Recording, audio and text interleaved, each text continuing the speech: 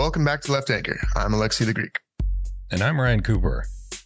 Today we're talking Bidenomics and maybe some other things if we get to them, because we had at the American Prospect an unusual freelance pitch from the President of the United States. This literally happened. You know why? You know why, Ryan? He's like, you know what? My favorite managing editor in the country, that's Ryan Cooper. And where does he work? He asked his staff, where's Ryan Cooper work? I want to submit something to Ryan Cooper specifically. And they told him the American Prospect. He's like, well, that's where I want the piece to be then. Yeah, because I defended him from Jonathan Chait the other day. Has to be it. Not sure if we negotiated a rate for it. I imagine the president will be in my inbox. Where's my $500? You should ask for like a special favor, like fly the team on Air Force One, something like that, that could be a special compensation. It's, to clarify, they did come to us out of nowhere. How did they do that? Like just a representative emailed or called or what? Someone from the White House, I'm not sure who it was, came to David and just said, hey, we got a long article. Like in the middle of the night, like they woke him up. No. Put a hood over him. You're coming with us. Yeah, he blacks in the basement of the White House. So it's sort of interesting to speculate about why they picked the Prospect. I think one reason is it's quite a long article. It's like over 3,000 words. Right. And, I think like the New York Times wouldn't publish something like that because, they don't have enough pixels. Their web server hosts are too high. But we at the Prospect with our incredibly deep pockets, we can publish long articles. Amazing. But it's also, Obama did the same sort of thing, like a retrospective of his two terms. And he published it in the Economist, a center-right publication. And right. I think that, they just thought that the Prospect was a more logical, home for like basically what they're trying to say. And, also that, we have some credibility. Because it's not like we haven't given Biden the business many times over Gaza and over other things. Right. And so, it. And he probably took from the Prospect and the executive day one agenda. Like they did about half of that, right? Yeah, something like that, or at least tried. I mean, I don't know. You can't really draw a straight line, like they read an article. But I think that the Prospect has undoubtedly been very influential in the Biden White House, at least in domestic policy. Yeah. Under David, especially, they've been really pushing like antitrust and unions. And this has been the most, antitrust and pro-union administration since like Truman, at least. Yeah. And so, basically making the argument. So we read it. We went to great lengths to actually read the words of whoever wrote this for Biden. We did. Yeah. I'm sure it was many people, probably not. It's kind of funny to think, like back in the day, like Abraham Lincoln, you just write his own stuff, That's right. Politicians used to do that. Now you have this vast committee. And I think with Obama, it depends on the person, but with Obama, for example, I think he was probably quite, well, from what I know, he was quite involved with the speechwriters. And some of the presidents do write some of their stuff more than others, probably. Yeah. Yeah. FDR had speechwriters, but he was constantly, he would look everything over. He had a lot of suggestions, he would write things, but yeah, it's just interesting how there's probably a way of balancing like the talents, the narcissism and the dementia. And depending on how much of each of those you have, that's Yeah, I don't think Biden has ever really been a great writer. Yeah, it's not really his thing. He wrote the big effing deal line that he said about Obamacare. That was his. Yeah. Which is a classic line. All right, should we jump in and say, how do you want to do this? Do you want to just go through its kind of argument and then talk about it, or what? What do you think? I think maybe we could just do brief summary. Big picture first. Yeah. And, so Biden, he makes a case for what he calls middle out and bottom up economics, which is an unfortunately clunky phrase, but it is illustrative, like you see what he's doing. Middle class, the middle up is about like focusing on the middle class, working class, which he kind of uses interchangeably. Yeah. Explicitly attacks trickle down economics, Reaganomics, the idea that tax cuts for the rich is going to help everyone.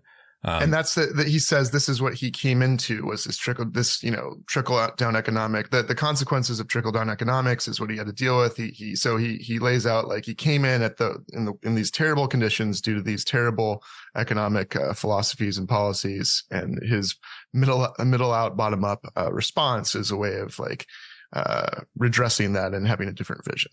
Right? Yeah. And so there are three big bills that he mentions. You have the Bipartisan Infrastructure Law, the CHIPS and Science Act, and the Inflation Reduction Act. And he goes through a number of accomplishments. Like we've got 74,000, more than 74,000 infrastructure and clean energy projects. Manufacturing and factory construction is up by almost double. Huge boom in semiconductors and clean energy investment.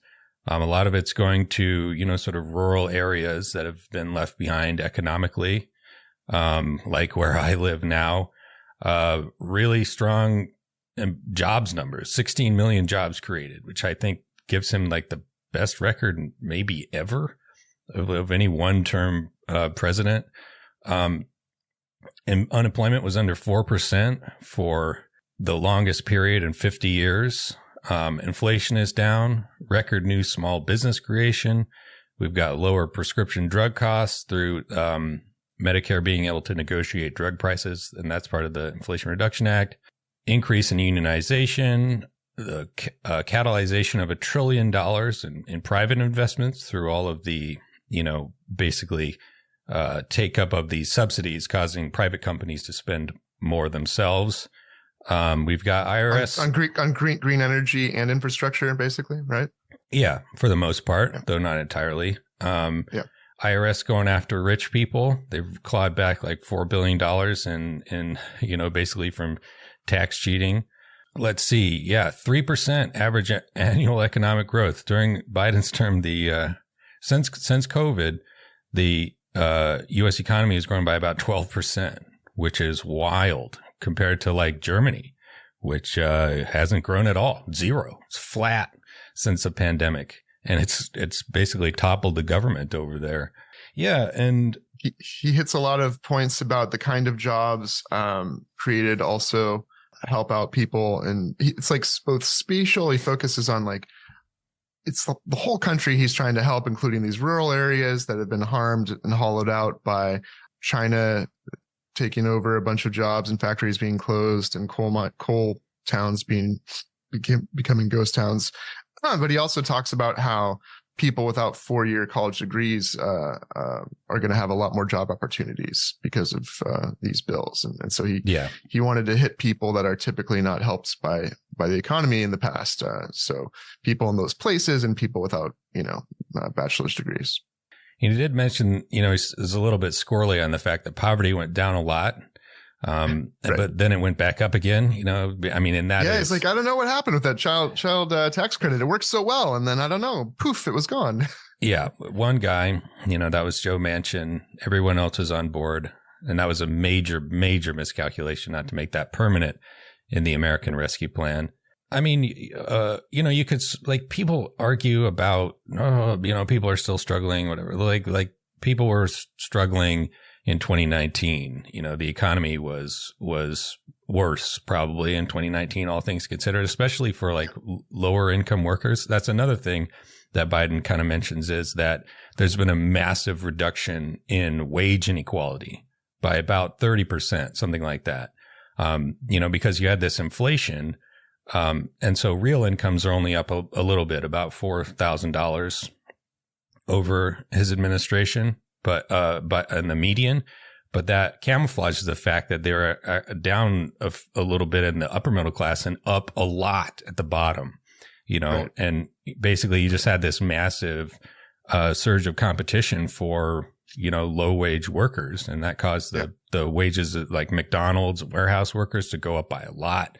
We have this theoretical $7.25 minimum wage that doesn't really apply to anyone anymore because the baseline in the labor market is like $15 more or less. Yeah. We need to now, fight for 15. We should be fight for probably 20 at this point. 25 maybe. Now, to be fair, like he talks about inflation a little bit, and he's also a little squirrely about that. But, the studies show that psychologically, even when wages go up in line with inflation, psychologically, people feel worse off because they're so scared by the rise in prices that they don't really process it as like, well, my wages went up too, so it's the same. Like that's just not how it feels to people because they feel just, they feel like they're getting ripped off, and which they are. There's a lot of price gouging that's at the root of some of the inflation, right? Yeah, no, that did happen. And yeah, so I guess I would break the record into sort of two parts. You had the welfare part, that's like, what do we want the economy to do? We want the economy to produce like enough wealth for everybody. And then we want to spread it around so that everybody gets a piece. And some people need a much smaller piece. This is there was a slight increase in taxes on the rich and some, the drug price negotiation took a bite out of big pharma, but not that big of a bite. But as far as the like production side of it, like I think this is about as good as you could have possibly hoped for in terms industrial of policy stuff. Yeah. Jobs and factories and investment and like making the machine go, like it's just arguably a gigantic success. And inflation kind of sucked, but like there was going to be inflation regardless. Every country saw inflation. Europe saw worse inflation and they didn't do any kind of stimulus like the American Rescue Plan, partly because because they're closer to Ukraine and Russian gas supplies they needed. But it's also just the pandemic screwed everything up and there was going to be inflation coming out of that. And if we hadn't done all this stuff, you could easily imagine inflation being, 8-7% instead of like 9% and not having any of this massive boom to compensate for it. Plus, it's the kind of thing where it's a great medium to long-term solution as well. I mean, putting aside the fact that we could design it differently so it involves less private capital and there's more, democratic means of deciding what projects are done and all kinds of things. But the good of it is also spread out over time. It takes time for these projects to get going. A lot of these jobs aren't coming right away. And so the benefits and the people feeling the benefits of this, whether it's regard to inflation or the good jobs, isn't something that people are necessarily going to be aware of immediately or for a bit now. So that's kind of the political downside of some of this, especially when you don't communicate properly about what you've done and people didn't get enough, political communication and awareness to explain what's been done for them. Yeah, exactly. And yeah, that's the two big failings, I would say, because on the other side of the ledger, the distributing the social product around, there was pretty big success in terms of wage compression, but, only about half of people are employed. We had this big expansion of welfare in terms of the child tax credit theoretically going to poor people for the first time, like the very poorest people. The change specifically was that you no longer had to have any labor income to qualify. And so the people who don't have any, income to start with, the people who need the money the most, single mothers with no job, were eligible. And I think most of them did get it, but it was still a silly administration running it through the IRS rather than the Social Security Administration. But Matt Brunig points out how often this happens, the regressive nature of a lot of these benefits. Yeah. And I mean, the structure in terms of who is eligible for the benefit was right for the most part. I mean, the key thing is to get it to the people at the bottom, but the administration was dumb. You should do it automatically through the Social Security system rather than having people file their taxes, because a lot of poor people don't file their taxes and people don't, the IRS doesn't know where they are. It also could catch them at the wrong time or not give them the money soon enough, or like it's just a kind of a mess, right? Yeah, it's America has a really janky administrative state, and then we have this compulsive habit of running everything through the worst parts of our administrative state. It's really just an annoying habit. And so that didn't work. And a bunch of other plans to do like paid sick leave, it both didn't pass in the proposal that was changed by Richie Neal. the Massachusetts congressman, he made a dog shit. Like, this is an awful proposal, maybe so bad it was not even worth passing. But it didn't happen in any case. And so that was a big failure. Yeah. And don't forget the temporary nature of the thing that people loved during the pandemic, which is like basically a temporary UBI, right? You know, stimulus checks, as well as because the average congressperson had no idea what the average worker makes. They like accidentally gave the most generous unemployment benefits that anywhere around the world gave temporarily. Yeah. Right. That was hilarious when the conservatives and the liberals were like, I don't know, what's a normal amount, right? They're just kind of like, and then they realize, oh shit, people don't want to go back to work because this is better than they were making. But like proper unemployment benefits. And then the fact that we don't have an economy that would give enough incentive for people to come back, even granted under dangerous COVID circumstances. But still, we should have thought that this was an opportunity to make more permanent a proper safety net, a proper welfare state that gave great unemployment benefits and that made sure that a living wage was guaranteed for everyone, et cetera, et cetera, et cetera. But people got a taste of it temporarily, and then the rug was pulled back out from under them. Right. Yeah, that's a really...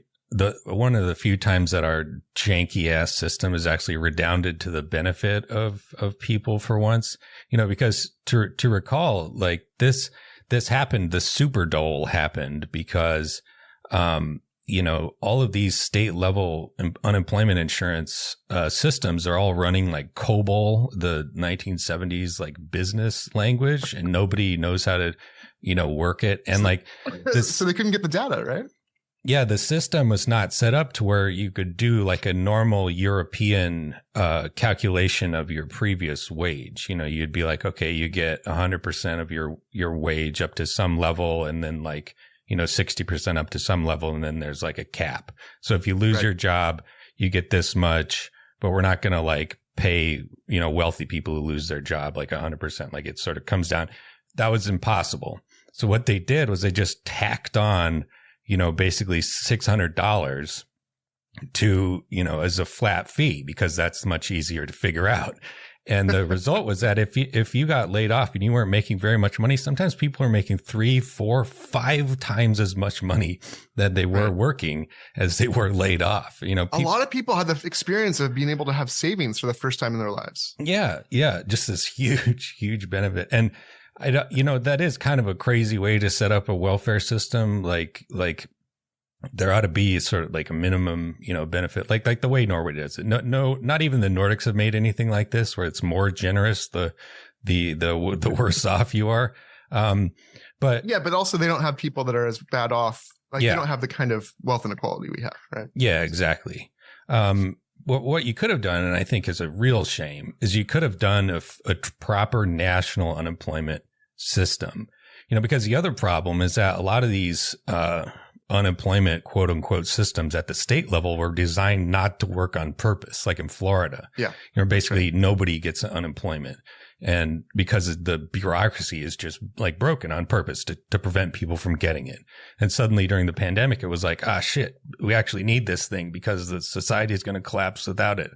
And then once, you know, it was over or more or less, you know, COVID's still around, but like the pandemic part of it, they were just like, just get it back to how it was before. There was no attempt to be like, this is dog shit to let Florida run this fucking thing. Just have, I mean, the duplication of bureaucracy for one thing. It's like every state has its own little sub bureaucracy and just a massive duplication of effort. You could have done a national system, do it like ideally, you know, I would say go Nordic, which is way more generous than any U.S. state, but you could at least just say like, okay, whatever Massachusetts has, that's pretty good by American standards, and just have that for everyone and have the federal government do it. Remove a load off the states, and they don't have to collect the premiums. They don't have to run the systems. It could all be much more efficient, much more sensible, but yeah, I like the tagline, by the way. Go Nordic. We can make T-shirts and bumper stickers. Go Nordic. Maybe that could be the next like presidential campaign line. Yeah. It's funny. There's all this, you know, policy discussion over the years. Oh, what's the best policy to do this or that? Shut up. Go to Finland. Copy what they got. So they've got it all figured out. Have you seen Ryan's reporting from the Faroe Islands? Come on. No American is going to come up with anything smarter or more sophisticated than what you can find. Oh, one thing we didn't mention that is somewhat, it's not like the Faroe Islands, but like the fact that we talked this before, there's so many private company middlemen in the government for things that don't require it. And it's just like a bureaucratic, nightmare, as well as just a price gouging opportunity, like TurboTax and all these companies. Biden created this direct file thing for the first time, right? Where it's kind of, I don't know how easy it is actually to use, but it's kind of like a free TurboTax. Is that the idea? Like something that helps you figure out your taxes that you can bypass having to use one of the private companies, or what's the deal with that? Yeah, it was rolled out in a number of states. I'm not sure if it's national yet or if it's ever going to be national with the Republicans in charge again. But yeah, that's basically the idea. And I think, I'm not sure if it works if you have real complicated taxes, but, for most people, if you just have like wage income, you could just go to the IRS and punch it in there. And yeah, again, another nice little thing that makes a lot of sense. And but to circle back, the critique is that on the distribution side, the kind of temporary nature of the positive social safety welfare measures during the pandemic, even though he talks about thinking big and having a big vision, he talks about needing more competition to help lower costs and make businesses thrive, more oil and more small businesses and entrepreneurs. So there is still a very kind of capitalist mentality that the government doesn't just do price controls or regulate or nationalize or do any of those things. We just let the free market drive down costs. And even on the anti-monopoly side, we do that by like incentivizing more businesses and things like that. So there is that weakness as well. This is not like, I would say that the core of it, you're basically returning to sort of New Deal liberalism in terms of managing like the production side of the economy, because it's not neoliberalism. And I think this is important. It's not the self-regulating market. It's saying like, okay, we have a market system, and markets are an important tool in our tool belt, but the government's going to direct how the markets work. The government's going to control production. The government's going to direct investment itself. Where it's a much more explicit interventionist role. And I think, that part is working like quite well, And that's important. That's true. But yeah, they are allergic to welfare still, there's not, like they tried to do it, but it's not anywhere near the same kind of focus or success that they had on the production side. It was like we tried to do this tax credit and a couple of other little things, but there wasn't anything like this overwhelming focus on, getting new semiconductor factories going in Arizona. It was like priority number one. And I think, that would be my big critique, is that both of those things deserve equal pride of place, not just. And the last critique I think you were suggesting earlier too is the political communication front. Even though it's somewhat ironic, he uses the word "I fought for," "I fought." There was not a lot of fighting actually in terms of like messaging and showing that you really stand up for these policies. In fact, there was a lot of like, which is typical of Democrats, let's just like do all these good things and not talk about them or advocate for them or say why it's different from what Republicans do. All this bipartisan nonsense is part and parcel of the same like inability to contrast your policies and what you're doing with what the other side has done and will do. And that includes like the fact that people don't know what was done, like the fact how many people know the largest investment in climate change, fighting climate change and climate green energy and all these, like, how many people know that the biggest piece of legislation in history to do that was the Inflation Reduction Act? How many people know all these things that we just talked about that were done? Sure, people might know that they got stimulus checks, but even then, Biden, unlike Trump, wouldn't sign his name on the checks. Right? Like, again, allergic to like saying, hey, this is what we're about. This is what we're up to. So this idea that like, okay, now I'm going to tell people what we're all about. And hey, this is what we did. It'd be nice if that was a consistent theme throughout the presidency. Yeah, I guess kind of sadly indicative that he's publishing this article in the Prospect after the election is over. I don't think it would have made any difference if he'd done it before. And I don't think Kamala Harris wanted him to. before the election. Right, but you can imagine a granted 100 days for Kamala and all that, and if we had a proper primary, et cetera, et cetera. But if Kamala at once stood up for all the things that were good about what the administration did, because there's an opportunity to do both, like to take all the good and say, hey, I was part of that, and here's what the good is. Although, as I think we're suggesting, the communication needed to have been throughout the course of the presidency, not just at the beginning of the campaign or whatever.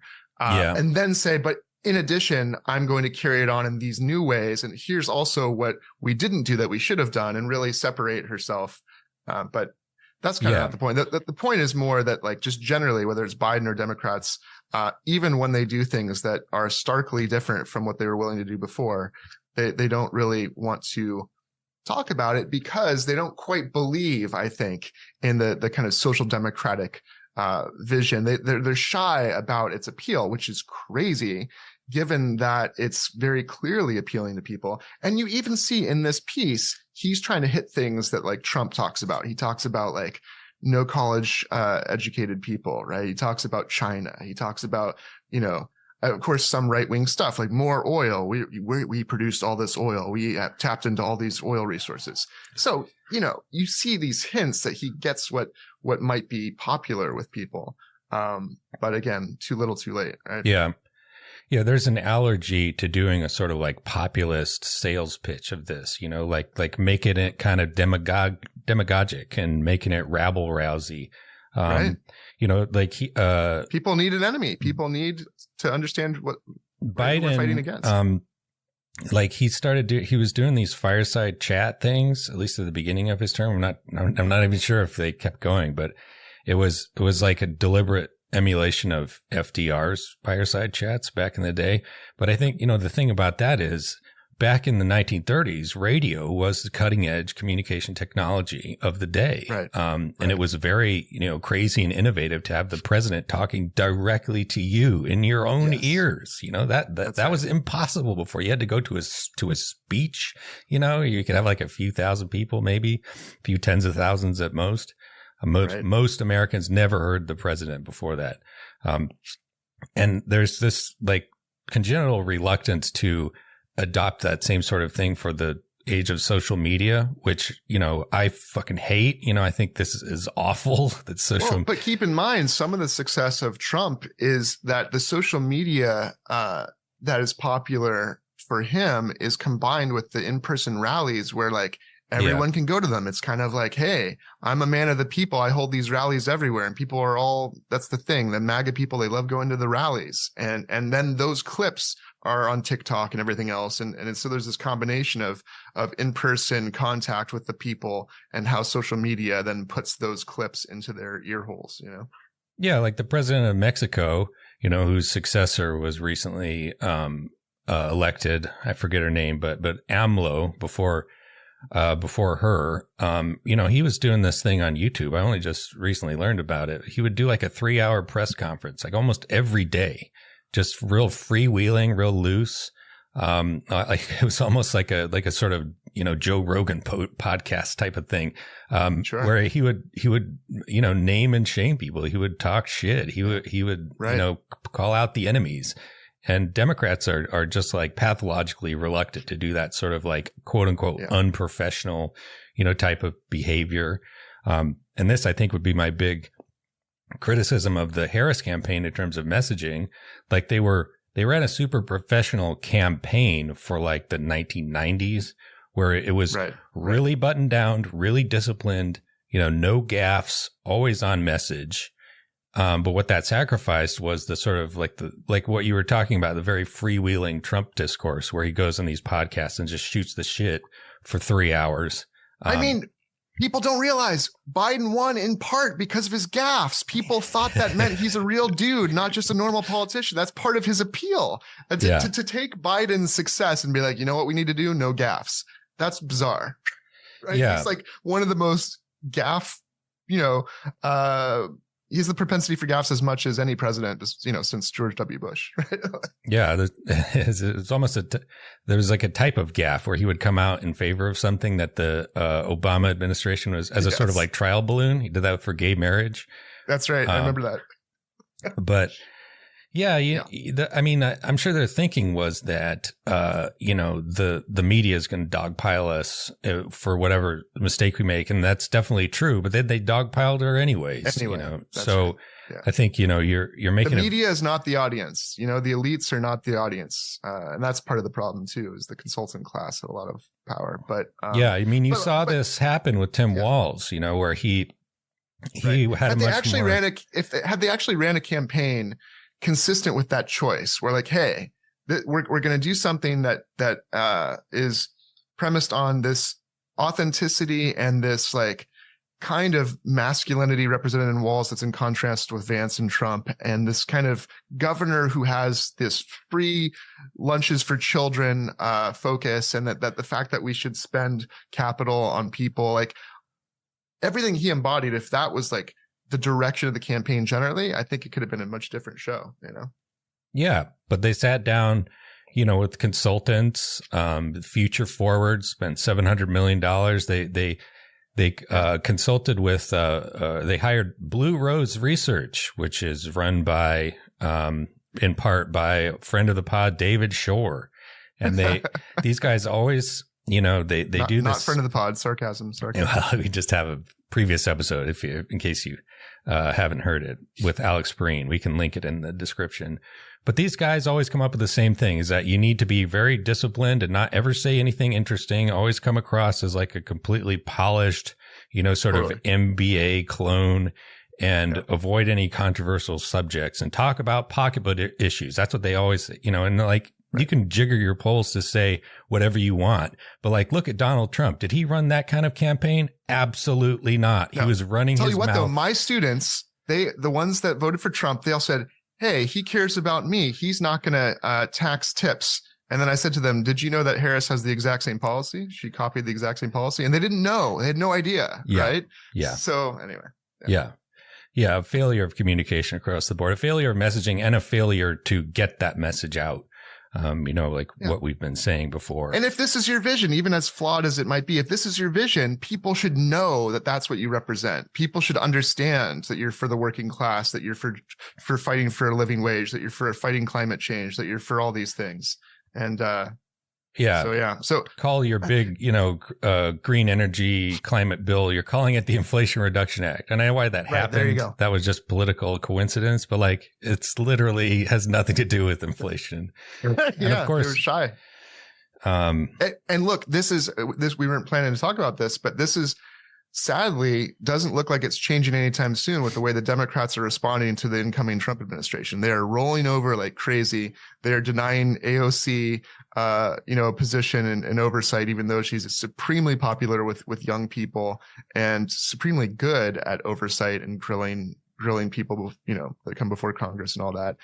They're making all kinds of terrible decisions once again. So that's great. Yeah. And Nancy Pelosi fell down a marble staircase in Luxembourg and broke her hip. And from her hospital bed, she's puppeteering the party that she supposedly doesn't run anymore to get AOC out of oversight, where she reportedly had the votes before this. And to replace her, even though AOC has been kind of kissing ass for the Democratic establishment for a while, as much as playing by the rules, that's how what you're supposed to do. That's what they tell you to do. And instead they picked, Jerry Connolly, who is 74. Some old guy who's dying. He's 74 and he has throat cancer. And like, it's just such a symbolic move. Like, that's a very deadly cancer. Like, he very well may not last a year or even a few months. And on chemotherapy also, that is no joke. People are not supposed to be working when they're on chemotherapy, especially not when they're 74 years old. I saw a quote in Axios from some unnamed Democrat who said, he's a young 74, cancer notwithstanding. Man, the Democrats themselves are so diseased, aren't they? Literally. Yeah. Literally. They're literally diseased and dying. But the fact that it's the cancer of the throat, it's like, what are you supposed? What is the point of oversight? Well, you're supposed to, you have the ability to sort of do accountability on the administration and on, lots of things. Yeah. And they pick a guy who has cancer in the part of his body that makes the talking happen, you know? Yeah. Yeah.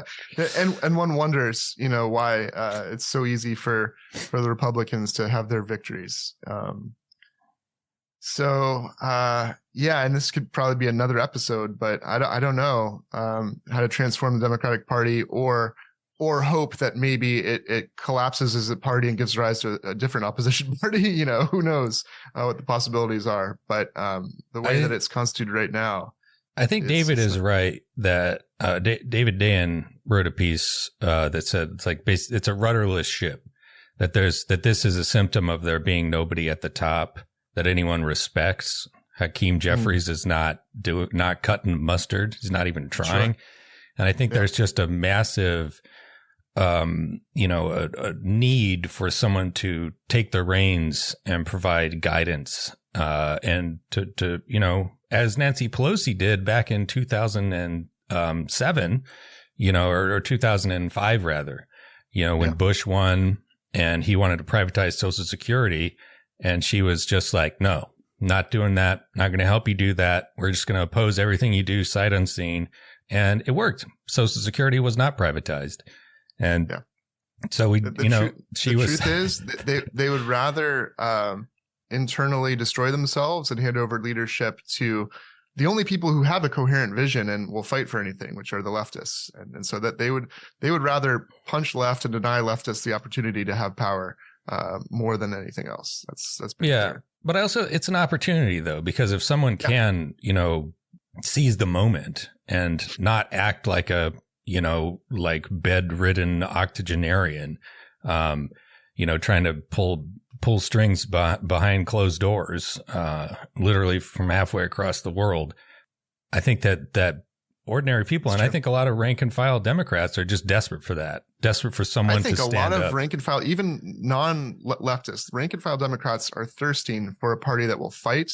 And I think it's not just the left in the Democratic Party or, leftists who don't identify or vote for Democrats. It's not just them. The rank and file Democrats are pissed and upset and ready for a change. And so that is a big opportunity. Yeah.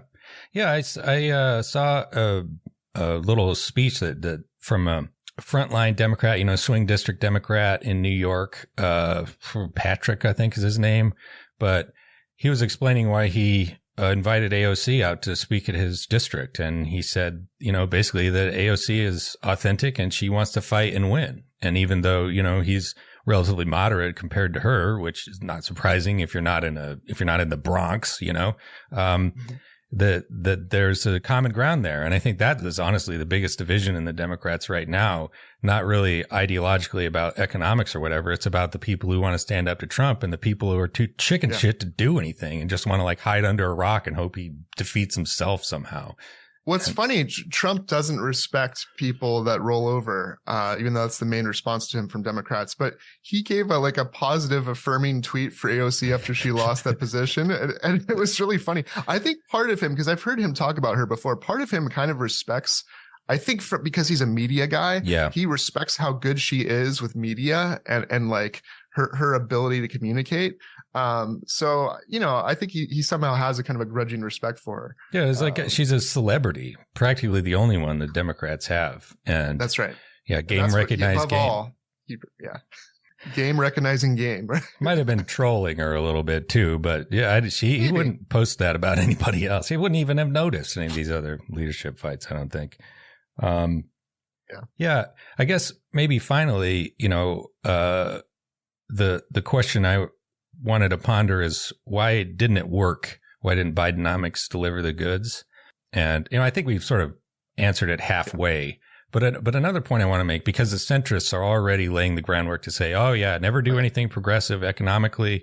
We got to go right back to Clinton night triangulation. And I think, it maybe did work, just not enough to start with. That look at the Democrats as far as incumbent parties around the world, everyone's getting killed almost, not across the board, not in Mexico, not in Spain, but almost everywhere else in the world. Incumbent parties are getting rinsed, like the conservatives, in the UK who lost 200 seats or whatever it was. And so, Democrats, we lost the presidency, but not by that much, only 1.5 points. and would have kept the House, or would have won the House rather, if Republicans hadn't stolen 3 seats in North Carolina with unconstitutional gerrymander right in the middle of the cycle. And, a couple of Democrats' refusal to, do tit for tat in New York or California. But anyway, imagine they could have won the presidency, and they could have had a trifecta with a few differences, maybe in actual policies, that they didn't pull the rug out from under people after they had some security. Had they done a primary and he bowed out 6 months early, you could envision a world where like the external realities of COVID and inflation and all these things, which toppled all these other governments, wouldn't have done that here at all. Yeah. And that says something, in fact, about the success and the possibility of a true populist policy regime and messaging approach. Yeah, exactly. Yeah, I think it would be very, very stupid to just dismiss the idea that it's pointless to have low unemployment and wage compression. I think that definitely helped on the margin, and it would help a lot more if the party could sell it like we've been talking about. And Trump didn't win because people thought he was more right wing and austerity minded or something in his economics. He won in part because they thought he was the guy fighting for them. Yeah, he's all things to everyone. Another failure of the Democrats, maybe the biggest failure, is they didn't convince the voters that Trump was going to do the things that he's going to do. That Elon Musk now is in charge of the budget. Like there's so many the most billionaires, I think, that have been nominated ever to be part of an administration. Just an incredible failure to have a populist message win in service of tax cuts for the wealthy and tremendous control given literally to Elon Musk and other billionaires to make decisions about everything. Yeah.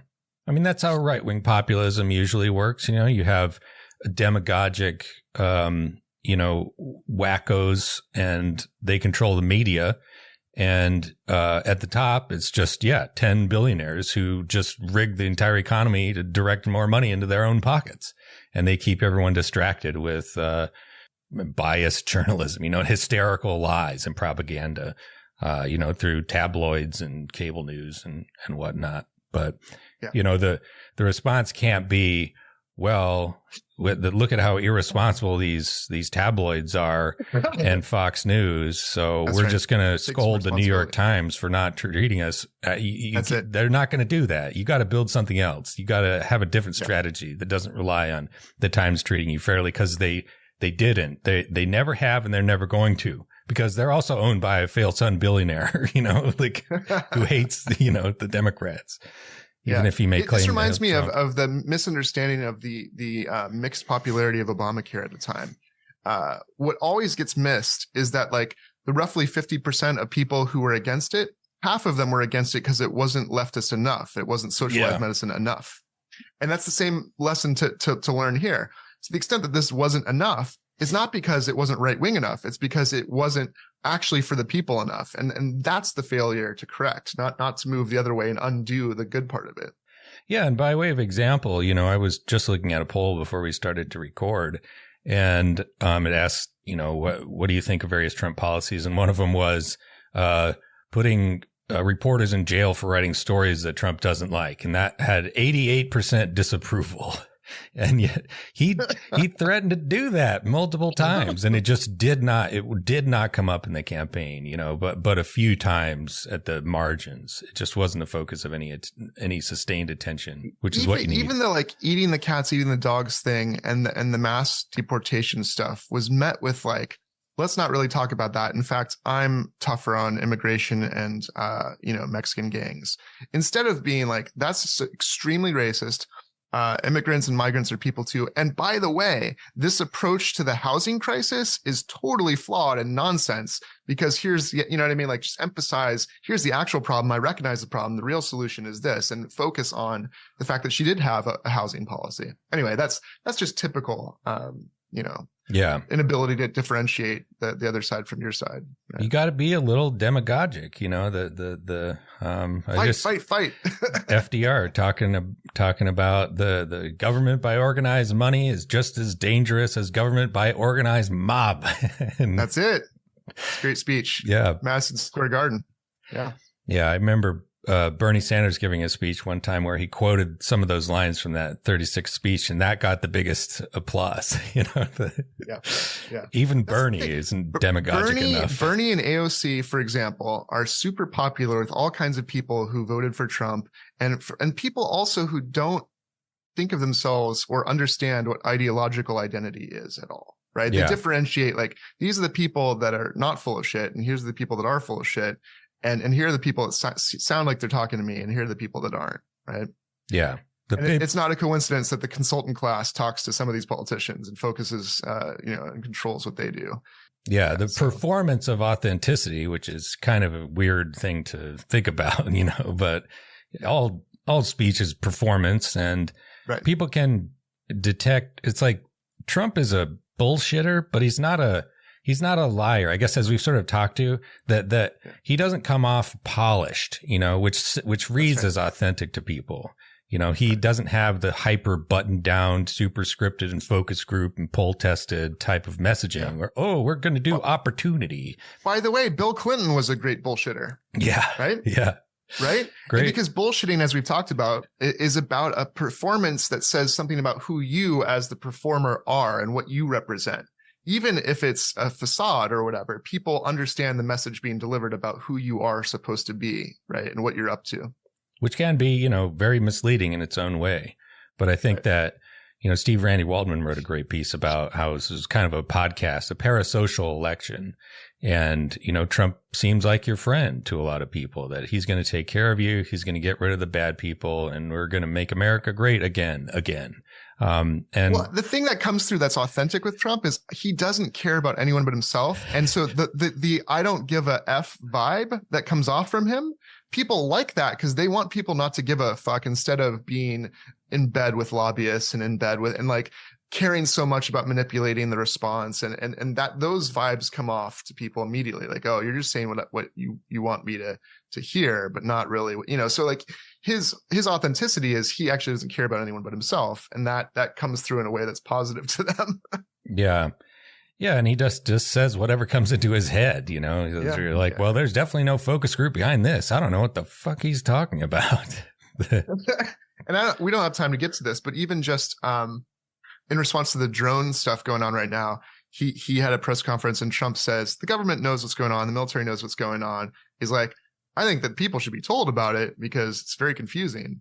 But they don't. And in that kind of sense, it's like a very obvious point, which is like, okay, communicate that the government actually has control of the situation, but it also is stupid and strange how there's this lack of communication and that people are rightly concerned and they shouldn't be. It's like a very clear communication from him. And he probably does think that. He's like, hey, this is different from how I would handle it. Maybe he's lying about that. I don't know. Just generally, if the response to Trump and MAGA isn't some clear communication with a real vision, with authentic, non-triangulated, non-polling consultant manufactured responses, then we have a real shot, right? And there's plenty of people, mostly leftists, mostly squad people types, that are like that do well in red states and other places. And I think the policies that Biden put forth are consistent with that kind of thing to some degree. Yeah. And so we just need a more kind of holistic approach to politics. That's just waiting. I think there's a lot of people just waiting for that to take hold. Maybe it was the podcast election. I think it's pretty telling that, Barack Obama and Bruce Springsteen had a podcast for a while. I listened to a couple of episodes and it sucked, it was boring. Yeah. It was boring because they it was all really tightly scripted and controlled. They weren't saying anything interesting. People don't care about gaffes. They don't care. They want the gaffes. Yes. This is, we've reached a point in social media where everyone, even if it's manufactured, whatever, personas, people divulge everything online, that they air out their dirty laundry. People are used to hearing all kinds of crazy things about people. If anything, having Trump as president twice, people should get over the need to be perfect, or the idea that people want to hear strong opinions. They want to, you know what Rogan even said about having Kamala on, and I believe him. He was like, if she came on, I wouldn't have grilled her. I would have just talked to her for a while and tried to learn about who she is. What's your deal? What do you like? What are your hobbies? What are you into? That's all he does. He doesn't know how to grill anything. This guy's a complete idiot. No. He asks lots of questions that get a lot of things from his guests. You learn a lot about what the guests know or who they are. He doesn't know anything. He himself doesn't know anything, but he's a very good conversationalist. Like it's 3 hours, you're going to have to talk about something. And the fact that they wouldn't do it, I think, is in part because of this caution around, what if she does reveal something about herself that people don't like? And we haven't like done all these, focus groups on how people would respond to that. And it's like, maybe that way of politics is done. Maybe you can't, pre-approve every single thing that someone says and make sure that there's control groups to positively, approve of all the different persona demonstrations you're going to give through what you say. Anyway. You can run all the focus groups you want. And it can be, just like polls, it can be a useful tool, but it's very easy for people to like smuggle their own like ideological prayers into there. And, something about the process, I think, tends to result in, well, for instance, to go back to the Biden article, this is obviously written by a committee.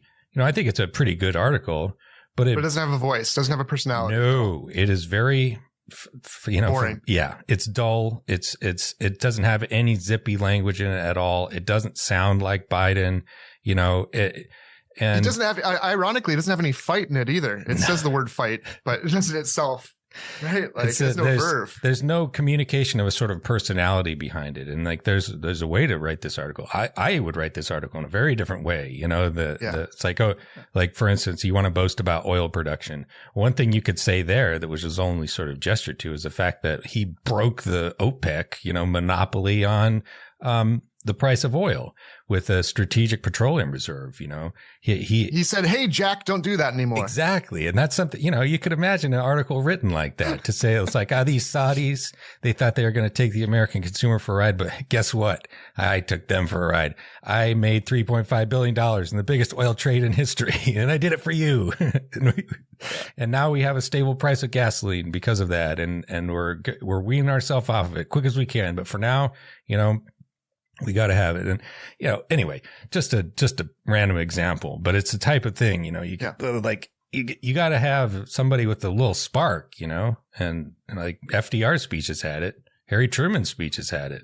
And it doesn't mean you can't be savvy. By the way, Bernie, I think gets underappreciated for how savvy he is in interviews, or like he understands what to say and what not to say in certain ways. And he understands how to hit the same message and stick to the talking no matter what's asked of him. He knows how to respond with the right kind of message. But it's not in consultant speak, his personality shines through. And by the way, for Biden too, before, he went super old, he had that kind of authentic persona that came through. Garrulous. Yeah. He was pretty good at, especially when you go back to the 90s, he was actually pretty quick on his feet, he talked too much, but he was more like Trump in that way. And he got angry at people. Like this idea that you can't be emotional is ridiculous. Trump throws temper tantrums and insults people left and right, but Biden also would yell at the media or get upset at questions. And, look, even AOC is popular. Her, I think, Puerto Rican passion comes through as part of her authenticity. You know what I mean? And Bernie, of course, he comes through as authentic in that way. So let's be real humans. Let's allow people to be their full human being, but also you can be savvy and also you can have a coherent narrative and hit the same message over and over and over again. Like these things this is not rocket science, folks. We can do it. We can. Unless, I think for a lot of people in the Democratic establishment, particularly the consultants, that is who they are. They are bloodless, soulless, spiritless little corporate puppets. Zombies, right? Robots. They can be replaced by AI. Thank you very much. I just want to talk about solutions for working American families. Bleep, bloop, bleep. Anybody got any oil for my hinges here? We got a few minutes. I don't know. Should we talk Syria for a minute? Just squeeze it in at the end. Why not? Yeah. I just because last time when we recorded, we thought Assad was going to fall, but then he fell like the next day. Yeah. While I was editing and putting up the episode, I was like, well, I for once called something correctly because it was incredibly obvious. And he got away to Russia. He did. Yeah. Thanks for Putin. But yeah, so I guess, we have these rebel groups, they're attempting to set up some elections. I think that, what's been most marked so far is that, you have budding tensions between Turkish and Kurdish forces in northeast Syria, which have been fighting for like over a decade, off and on, and that could really go sideways. And meanwhile, Israel is doing a land grab, which is their classic MO these days. Yeah. Since 1967. Hey, here's another international law we haven't broken lately. Let's do it. Yeah, it's funny. I hadn't looked at a map of this in a long time, but so back in 1967, Israel seized most of the Golan Heights, which is a pretty big chunk of territory next to the Sea of Galilee. And since that time, since the Assad regime has fallen, they've taken like the rest of it, plus all the way up to a strip of land up to Mount Hermon, which is like maybe 10 miles from the border with Israel, the officially, internationally recognized border, way up on the border. I mean, this is the buffer zone, right? The demilitarized zone where there's 1,000 UN troops for the last however many years. Yeah. And Netanyahu filmed an address from the top of Mount Hermon, which has a ski resort on it, apparently. It's right between it's right on the border with Lebanon. Saying that, whoa, we're just taking this until we are secure for Israel's security, whatever the fuck. I think it's pretty clear they're not ever giving that back unless they have to, and they may take more. They're also bombing the shit out of the, military assets all over the place from, the ex-Assad, installations, the Syrian Navy, such as it was, all blown up. So, at a time when it would be really nice to have like the United Nations sort of come in with like peacekeepers while they get the election set up, we have the opposite of that. That wouldn't stop Israel. In Lebanon, they attacked Irish UN peacekeepers. They literally like, if you don't evacuate, we'll attack, and then they attacked. Right. So. Peacekeepers in a real sense, not like a handful of people, being like an actual international community that would be like, if these people are attacked, we're going to bomb Tel Aviv. And actually, threaten to force them to stay keep their nose out of the business. It's like they're basically declared war on a country that just barely exists, like just came into existence. Haven't had the ability to do anything yet. Like the government hasn't even been set up. They haven't been able to attack Israel, but it's just like, here's the most precarious of times. It's like, an infant has just been born. You need to protect it, give it a chance to survive. Right? Yeah. And I think the best way to ensure that the most extreme forces, the HTS or whatever it is, the rebel group was like formerly associated with Al Qaeda, but have since disclaimed that. And, you never know. People can change. And, I think that it should be clear to anyone who's been living in Syria that, Islamist extremism is really not the way to set up a functioning government. And, you got to give them a chance. That's international law. You can't just blow people up because you think, oh, well, they might do something in the future. That's not how. I'm going to preemptively judge that you will be bad. And therefore. Yeah, and that's not how that works. The way to ensure that it's unmitigated good to take down a dictator and to end all of the crimes of that administration and the lack of a legitimate government, the lack of anything but civil war and strife and torture and massacres. So now there's a possibility of something different. Yeah, we hope so. And and we didn't talk last time enough about like these amazing images that we saw after the podcast recorded about Syrians being released from prisons, Syrians refugees feeling like they could go home for the first time. There's been so many refugees, so much suffering, so much now just joy and elation and hope for the first time of the possibility of having a proper country and homeland again for so many people. And it's a beautiful thing. Yeah, absolutely. It's funny. There's been so much political crises in Europe caused by the refugee flows, the millions of Syrians. And then, it's more just like racist backlash in Europe, but like in Lebanon and Turkey, like this is a problem, especially in Lebanon. The economy collapsed, and it's like 25% of the population is refugees. They can't afford this Greece shit. Also, it's had a ton of them. And it would, again, it's like if we had a functioning international community, not the laws-based international order where like we enforce it when it's American allies, but Israel can break them whenever the fuck they want and we won't do anything. Right. Allowing those people to go home, the ones that want to, which is probably a pretty sizable chunk. You saw as soon as Assad fell, those like the border checkpoints are just backed up for miles. Everybody trying to get home, right. And of course you would, of course you want to go back to your home. And to allow that to happen, to take the burden off of Lebanon, especially, but also Turkey and also, a lot of European countries, people living in places they may not have stable lives or be welcome, to allow them to get back to where they want to be.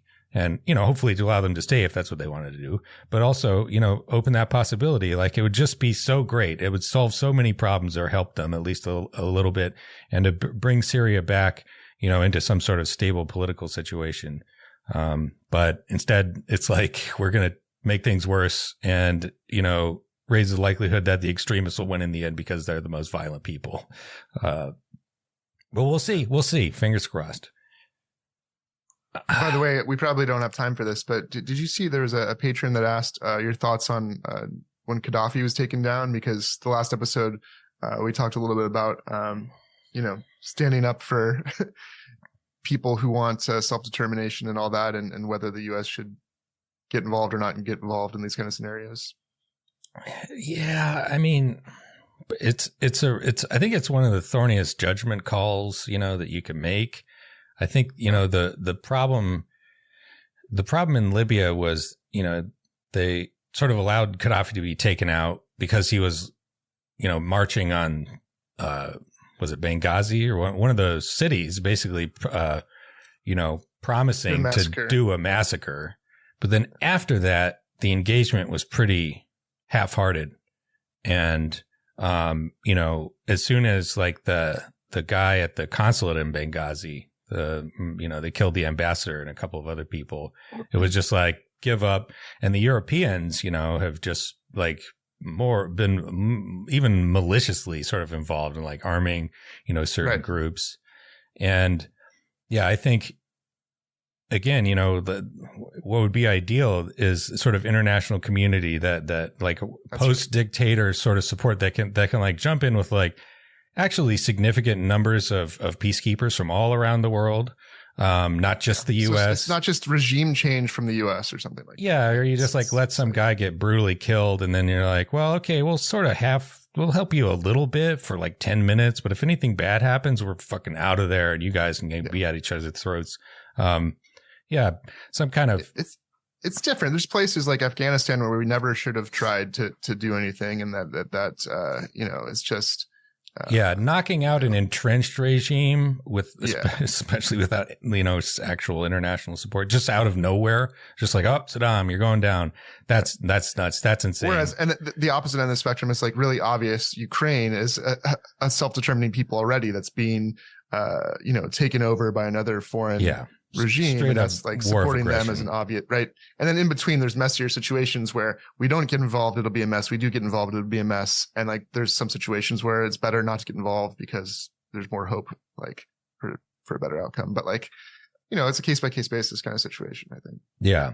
Again, in Syria, let's protect the possibility of a self-determining people now, right? Yeah, please. Again, I'll recommend that book by Bill Burns. He's Bill to you now. Your buddies. William became Bill. Yeah. But yeah, he talks a lot in that book about Gaddafi and about, various, U.S. interventions. He was, the Iraq War he was working at State at the time, and he's saddled with regret. But like the worst thing you can do is like what Biden has done with Netanyahu, or what Obama did with Assad, which is to say our red line is, if using chemical weapons, and then he did it, and then Obama didn't do anything. It's like either, put up when you make that statement, or don't say it in the first place. It's like trying to have his cake and eat it too, and didn't get either thing. It's like, here, I'm going to fund the genocide, but actually, if people think it's a real genocide, I'm not going to fund it. Oh, actually, I will. Yeah. So it's, so also don't do that. Yeah, it is one of those things where it's a very delicate situation, can go wrong in many ways. But we should tease. We'll wrap this up now, but we should tease. We're going to record a Christmas episode. We don't know what it's going to be yet. But there's one more episode coming out before Christmas, or for whatever holiday you're celebrating in the next week or so. Yeah. So keep an eye out for that. Yeah. And thanks for listening, everybody. We'll see you in the next episode. And happy holidays.